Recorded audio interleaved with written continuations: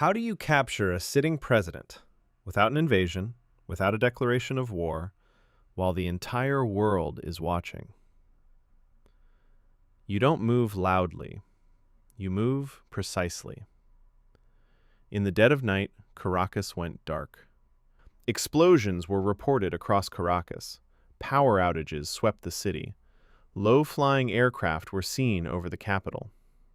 Shortly after, then U.S. President Donald Trump publicly announced that the United States had successfully carried out a coordinated strike against Venezuela's leadership, stating that Maduro had been flown out of the country and placed in U.S. custody. This was not presented as an invasion. It was described as a precision operation, targeting a single high-value individual. How did the U.S. capture the president so fast and so cleanly? This operation did not begin that night. For months, U.S. intelligence, led by the Central Intelligence Agency, had been tracking Maduro's movements, security patterns, and safe locations. Every route, every meeting, every possible escape. Elite U.S. forces constructed a full-scale replica of the presidential compound inside the United States, rehearsing entry routes again and again until the mission could be executed without hesitation.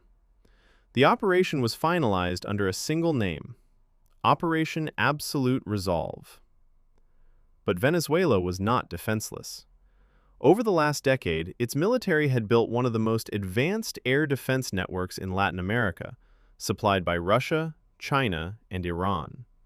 This included long-range surface-to-air missile systems, integrated Chinese radar networks, Iranian reconnaissance drones, and mobile air defense units protecting key military sites. In theory, this network should have made Venezuela nearly impenetrable. In practice, it didn't matter. At exactly 2 a.m., the operation began. More than 150 U.S. aircraft were airborne simultaneously. Fighters, bombers, surveillance planes, drones, and electronic warfare platforms. Stealth fighter jets entered Venezuelan airspace without triggering radar alerts.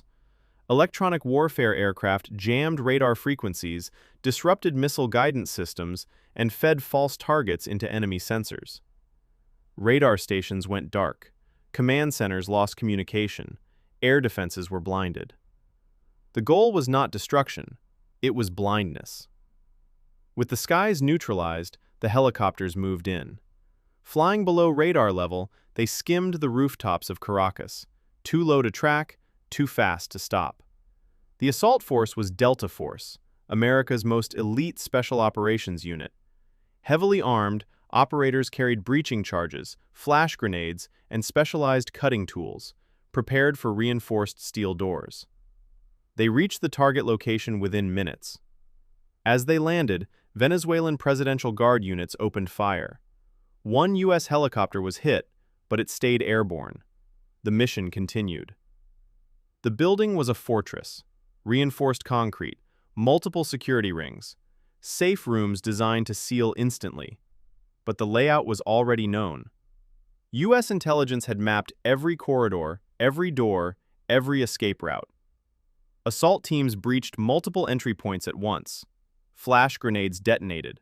Security was disoriented. Resistance collapsed in seconds. Maduro attempted to flee toward a secure room. He never made it. Nicolas Maduro and Cilia Flores were physically secured. This was not a negotiation. They were detained. Within minutes, the extraction was underway. The team lifted off under heavy air cover, exiting Venezuelan airspace before any coordinated response could form. Maduro and his wife were transferred to the USS Iwo Jima, a U.S. amphibious assault ship positioned in the Caribbean. From there, they were flown to Guantanamo Bay, and finally, to the United States. According to U.S. officials, Maduro is now set to face federal court proceedings in New York, tied to long-standing charges including narco-terrorism and corruption.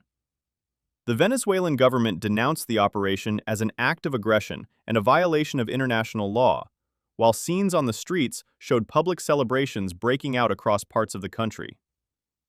In a single night, a sitting president was removed, a nation's command structure collapsed, and Latin American geopolitics was reshaped. This was not an invasion. This was intelligence dominance, air supremacy, and surgical force.